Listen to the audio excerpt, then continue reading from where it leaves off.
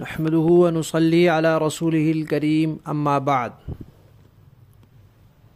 ترجمے والے قرآن پاک کا صفحہ نمبر 1051، 28واں پارہ، سورہ تحریم، دوسرا رکوع، آیت نمبر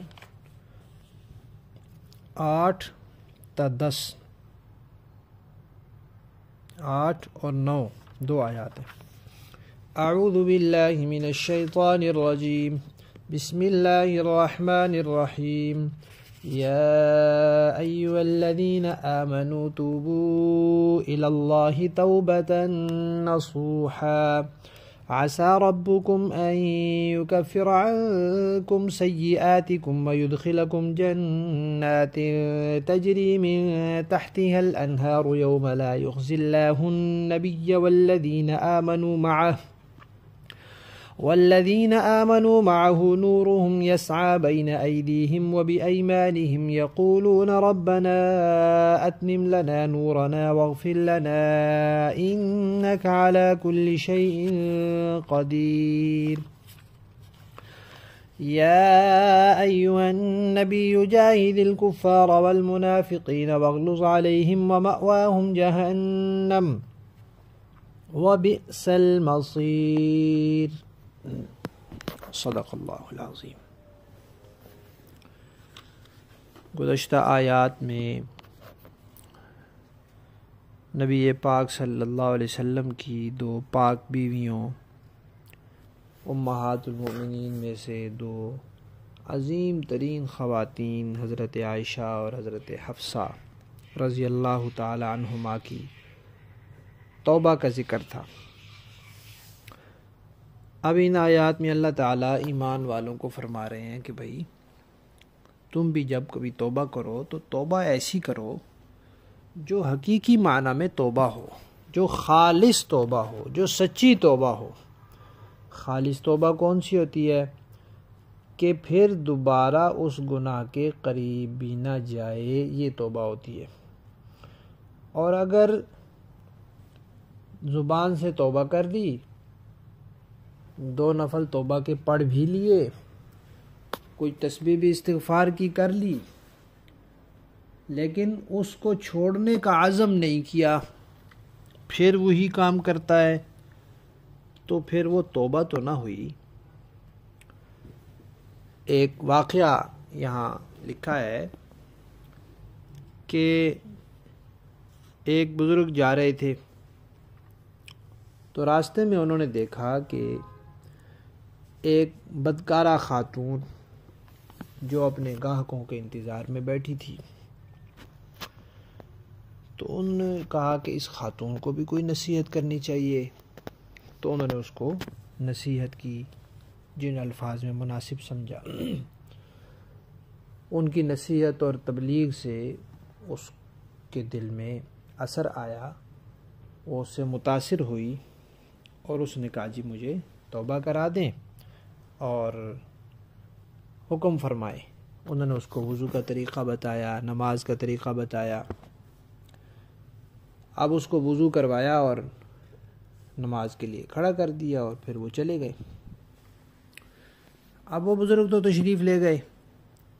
اب اس خاتون نے مزید معلومات نہیں لی اور اسی پر اکتفا کیا، اور اس نے یہ سمجھا کہ بس یہ جو وضو میں نے کر لیا ہے اب یہ ہمیشہ کے لیے ہو گیا ہے، جیسے کلمہ انسان ایک دفعہ پڑھ لیتا ہے تو وہ ہمیشہ کے لیے ہو جاتا ہے، اب بار بار مجھے مسلمان ہونے کی ضرورت نہیں۔ تو اس طرح اس نے کہا کہ بار بار وضو کرنے کی ضرورت نہیں۔ تو اسی وضو کے ساتھ جو وضو ظاہر بات ہے کتنا کوئی برقرار رہا ہوگا، 5 گھنٹے 10 گھنٹے، ایک دن آدھا دن، بس تو وہ اسی سے نمازیں پڑھتی رہی۔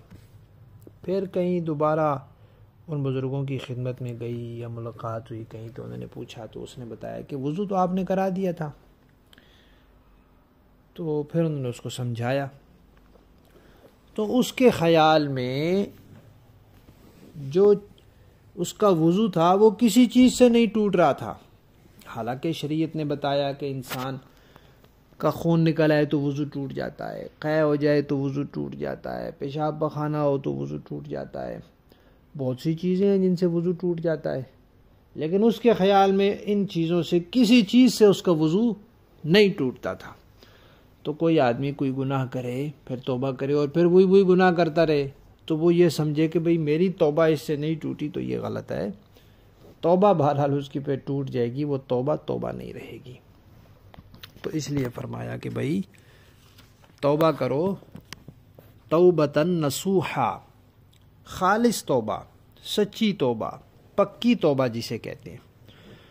پھر اس توبہ سے نتیجہ کیا ہوگا؟ نتیجہ یہ ہوگا کہ اللہ تعالیٰ ہر گناہ بخش دیں گے، آخرت میں ہمیشہ کے باغات میں داخل کریں گے۔ اور تم نے نبی کا کلمہ پڑھا ہے نا، نبی کو تو اللہ تعالیٰ نے کبھی بھی نہیں رسوا کرنا، ان کو تو عزت دینی اللہ نے، ان کے ساتھیوں کو بھی اللہ تعالیٰ رسوا نہیں کریں گے، عزت دیں گے۔ تو تم جب توبہ کر کے ان کے نقش قدم پر چلو گے، تمہیں بھی اللہ تعالیٰ عزت دیں گے۔ اور وہاں آخرت میں مختلف مراحل ہیں، جن میں سے ایک مرحلہ پل صراط کا بھی ہے، جس کے بارے میں ہم پہلے پڑھ چکے ہیں کہ وہاں ایمان کی روشنی کام آئے گی۔ تو منافقین جو تھے دنیا میں، وہ زبان سے کلمہ پڑھتے تھے، دل سے ایمان نہیں لاتے تھے، تو ظاہراً ان کو بھی روشنی مل جائے گی، لیکن کچھ دیر بعد وہ غائب ہو جائے گی۔ پھر جب وہ دوسرے ایمان والوں سے کہیں گے کہ بھئی ہمیں بھی ساتھ لے چلو، ہمیں بھی روشنی چاہیے، تو وہ کہیں گے بھئی پیچھے جاؤ، کیونکہ روشنی تو پیچھے مل رہی ہے۔ اب روشنی تو ایمان کی روشنی تو دنیا سے ساتھ لے کر جانی ہوتی ہے، اور وہاں پل صراط کے شروع سے جو ایمان والا ہوگا اس کو روشنی مل جائے گی۔ تو منافق جب پیچھے جائیں گے تو بس نہ آگے کریں گے نہ پیچھے کی، اور درمیان میں دیوار آ جائے گی اور اندھیرے میں کھڑے رہ جائیں گے۔ تو فرمایا ہے کہ پل صراط میں ان کو ایسی روشنی ملے گی جو جنت تک ساتھ رہے گی۔ لہذا جب توبہ کرو تو پکی توبہ کرو، اللہ تعالیٰ تمہارے گناہ معاف کریں گے اور رسوا نہیں کریں گے، اپنے فضل و کرم سے مالا مال کریں گے، اور روشنی دائیں بائیں ہوگی، پل صراط سے گزر رہے ہوں گے، ساتھ رہے گی، راستے میں چھوڑ کے نہیں جائے گی، گم نہیں ہو جائے گی۔ اور وہ پھر یہ دعا بھی کریں گے کہ اللہ ہماری اس روشنی کو آخر تک باقی رکھیے، یعنی ہمیں جنت تک پہنچائیے اور ہمارے گناہ بخش دیجیے۔ تو یہ دعا بھی انسان کو کرنی چاہیے کہ آخرت کے سارے مرحلے انسان کے آسانی سے طے ہو جائیں۔ اس کے بعد ایک بات یہ بتائی ہے کہ یہ جو منافقین ہیں جن کے بارے میں آیا کہ وہاں ان کی روشنی گم ہو جائے گی، وہ تو اللہ تعالیٰ کو ان کے ساتھ معاملہ ہوگا، دوزخ میں جائیں گے۔ دنیا میں ان کے ساتھ کیا معاملہ کرنا ہے؟ تو یہ یاد رکھیں کہ منافق ہوتا ہے دو طرح کا، ایک ہوتا ہے عقیدے کا منافق، ایک ہوتا ہے عمل کا منافق۔ عقیدے کا منافق یہ ہے کہ اسلام کے جو ضروری عقیدے ہیں جن کا ماننا مسلمان ہونے کے لیے ضروری ہے، توحید، رسالت، قیامت، ختم نبوت، حضرت عیسیٰ علیہ السلام کا آسمان پر زندہ ہونا، قرآن کا سچا ہونا، حضرت ابوبکر کا صحابی ہونا، وغیرہ وغیرہ جو اجماع سے یا تواتر سے ثابت ہیں، تو ان میں سے کسی عقیدے کا کوئی انکار کر دے، دل سے انکار کر دے، زبان سے کہتا ہو، تو وہ منافق ہے۔ اور عمل کا منافق بہت سے اعمال ہیں جن کے بارے میں بتایا گیا، نماز میں سستی ہے، جھوٹ بولنا ہے، وعدہ خلافی کرنا ہے، معاہدہ توڑنا ہے، گالم گلوچ کرنا ہے، امانت میں خیانت کرنا ہے، یہ سب نفاق کی علامتیں ہیں۔ تو یہاں جن منافقین کی بات ہو رہی ہے وہ عقیدے کے منافقین کی بات ہو رہی ہے۔ اگلی بات یہ بھی سمجھنی چاہیے کہ عقیدے کے جو منافقین ہیں، کچھ تو وہ ہے جن کا نفاق کسی طرح ظاہر ہو جاتا ہے، پتہ چل جاتا ہے، پکڑا جاتا ہے، اور کچھ وہ ہے جن کا نفاق کا پتہ نہیں چلتا، ظاہر نہیں ہوتا۔ تو کوئی ایسا تھرمامیٹر یا آلہ تو ہے نہیں کہ لگا کر دیکھ لیا جائے کہ اس کے دل میں ایمان ہے یا منافقت ہے۔ تو اس لیے جس کے نفاق کا پتہ نہیں چلتا اس کے ساتھ تو آپ کوئی امتیازی سلوک نہیں کر سکتے۔ ظاہراً سارے اسلام کے عقیدے مانتا ہے تو مسلمان شمار ہوگا، مر جائے گا تو جنازہ بھی پڑھیں گے۔ ہمیں پتہ جو نہیں ہے تو ہم تو ظاہر کے مکلف ہیں، باقی اس کا معاملہ اللہ کے حوالے ہے، جنت میں تو کبھی بھی نہیں جائے گا۔ لیکن جس کا نفاق ظاہر ہو جائے، پتہ چل جائے کسی طریقے سے کہ یہی مسلمانوں والا عقیدہ نہیں رکھتا، صرف ظاہراً کہہ رہا ہے، تو پھر وہ ظاہر بات ہے مسلمان شمار نہیں ہوگا، تو اس کے ساتھ مسلمانوں والا معاملہ بھی نہیں ہوگا۔ نبی پاک صلی اللہ علیہ وسلم کے دور میں بہت سے منافق تھے، اور کئی منافقین کے بارے میں اللہ تعالیٰ نے بتلا بھی دیا، اور کئیوں کا ظاہر ہو گیا ان کے حرکتوں سے۔ اب جن کا نفاق ظاہر ہو گیا ان کے ساتھ کیا کرنا تھا، اس زمانے کی بات ہے کہ باقی کفار کے ساتھ تو جہاد کی حکم ہے، جہاد کرنا ہے، ان کے ساتھ کیا کرنا ہے۔ تو صحابہ اکرام نے عرض کیا کہ ہم کھلے کافروں کو، یہودیوں کو، عیسائیوں کو، مشرکوں کو تو قتل کر رہے ہیں جہاد میں، تو یہ منافق جو یہاں اندر بیٹھے ہماری جڑیں کاٹ رہے ہیں، ان کو کیوں نہ قتل کریں۔ تو نبی پاک صلی اللہ علیہ وسلم نے فرمایا کہ نہیں، ابھی اسلام پھیلا نہیں، لوگ اسلام کا مزاج نہیں سمجھے، اسلام کی پورے نظام سے متعارف نہیں ہوئے، واقف نہیں ہوئے، تو ان تک صرف سرسری سی باتیں پہنچ رہی ہیں۔ ان کو جب یہ پتہ چلے گا کہ محمد اپنے ساتھیوں کو بھی قتل کرتے ہیں، کیونکہ ان کو تو یہی ہے کہ ان کے ساتھی ہیں، کلمہ پڑھ رہے ہیں، ان کو نبی مان رہے ہیں، خدا کو ایک کہہ رہے ہیں، نمازیں بھی پڑھ رہے ہیں، تو ان کی نظر میں تو یہ ساتھی ہیں، تو وہ یہ سوچیں گے کہ وہ اپنے ساتھیوں کو بھی قتل کرتے ہیں، تو وہ اسلام سے دور ہو جائیں گے اور نبی پاک کے قریب نہیں آئیں گے۔ تو یہ مصلحت کے خلاف ہے، لہذا ان کے ساتھ جہاد نہیں ہے، ان کو قتل نہیں کرنا۔ البتہ یہ کیونکہ شرارتی لوگ ہیں، مانتے تو ہیں نہیں، نبی کو نبی نہیں مانتے، قرآن کو اللہ کی کتاب نہیں مانتے، اسلام کو سچا دین نہیں مانتے، تو اس لیے نقصان پہنچانے کی فکر میں رہتے ہیں، شرارتیں کرتے رہتے ہیں، منصوبے بناتے رہتے ہیں، پروپیگنڈے کرتے رہتے ہیں، جڑیں کاٹنے کے لیے موقع تلاش کرتے رہتے ہیں۔ تو اس طرح ان کو کھلا بھی نہیں چھوڑا جا سکتا کہ جو چاہیں کریں۔ نظام چلانے کے لیے سختی کی ضرورت ہوتی ہے۔ اگر انتظامی امور میں نرمی کی جائے، بے جا نرمی، تو اس سے بگاڑ پیدا ہوتا ہے، تو اس لیے سختی کا حکم فرمایا کہ نظام چلانے میں سختی کریں۔ کہ جب منافقین اس نظام کے رگڑے میں آئیں گے، ان کے ساتھ سختی کا معاملہ کریں، کوئی نرمی نہ کریں ان کے ساتھ، تاکہ معاشرے میں بگاڑ پیدا نہ ہو۔ ویسے تو آپ صلی اللہ علیہ وسلم سراپا شفقت ہی شفقت تھے، نرمی ہی نرمی تھے، لیکن ان کے ساتھ اگر نرمی کا رویہ اختیار کریں گے تو اس سے اسلام کا اور مسلمانوں کا نقصان ہوگا۔ تو ایسی نرمی اسلام کو نہیں چاہیے کہ جس سے اسلام اور مسلمانوں کا نقصان ہو۔ بعض لوگ کہتے ہیں جی سختی کوئی اچھی چیز نہیں ہے، حالانکہ اصل بات یہ ہے کہ نہ سختی بری چیز ہے، نہ نرمی بری چیز ہے، اور نہ ہی ہر سختی اچھی چیز ہے، نہ ہر نرمی اچھی چیز ہے۔ وہ سختی جو اسلام اور مسلمانوں کے فائدے کے لیے ہو، اللہ کی رضا کے لیے ہو، وہ سختی اس نرمی سے 1000 درجے بہتر ہے جو اسلام اور مسلمانوں کے نقصان کے لیے ہو، اور وہ نرمی اس سختی سے 1000 درجے بدتر ہے جو اسلام اور مسلمانوں کے نقصان کے لیے ہو۔ تو محض سختی کو اچھا سمجھنا اور نرمی کو برا سمجھنا، یہ کوئی سختی کو برا سمجھنا اور نرمی کو اچھا سمجھنا یہ کوئی مناسب بات نہیں ہے۔ بچہ جب ہو جاتا ہے 7 سال کا تو فرمایا نماز کا حکم دو، 10 سال کا ہو گیا تو کہا پٹائی کرو۔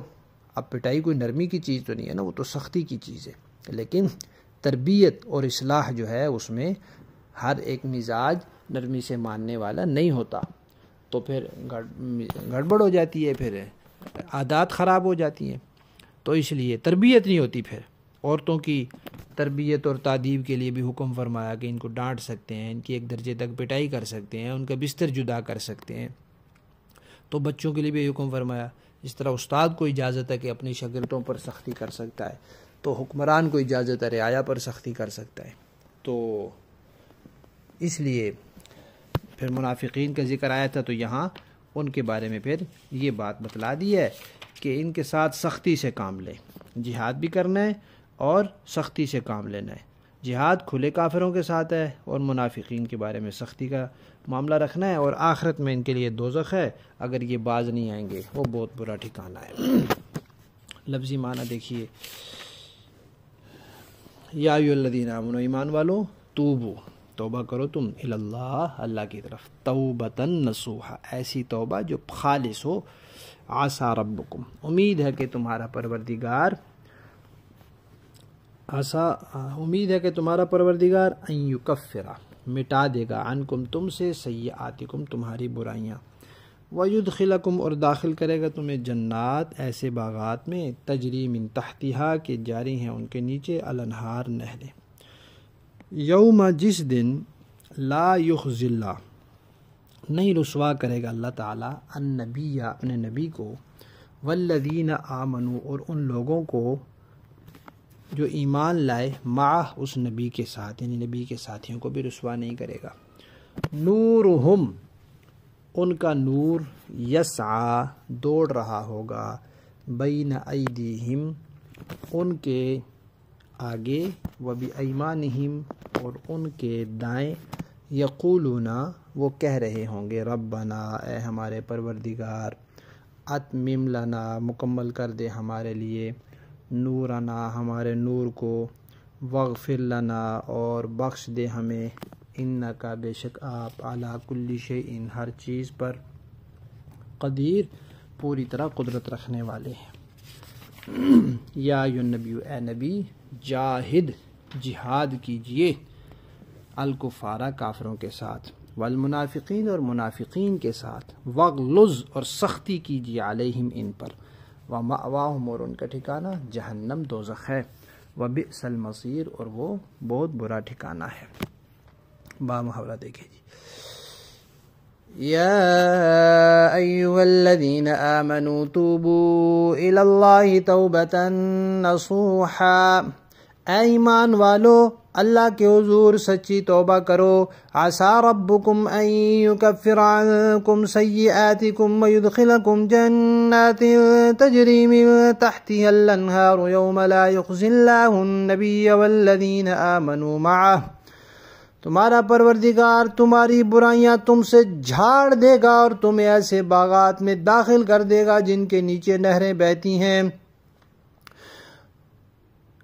اس دن جب اللہ نبی کو اور جو لوگ ان کے ساتھ ایمان لائے ہیں ان کو رسوا نہیں کرے گا۔ نورہم یسعی بین ایدیہم وبایمانہم یقولون ربنا اتمم لنا نورنا واغفر لنا انک علی کل شیء قدیر، ان کا نور ان کے آگے اور ان کے دائیں طرف دوڑ رہا ہوگا، وہ کہہ رہے ہوں گے کہ اے ہمارے پروردگار، ہمارے لیے اس نور کو مکمل کر دیجئے اور ہماری مغفرت فرما دیجئے، یقیناً آپ ہر چیز پر پوری قدرت رکھنے والے ہیں۔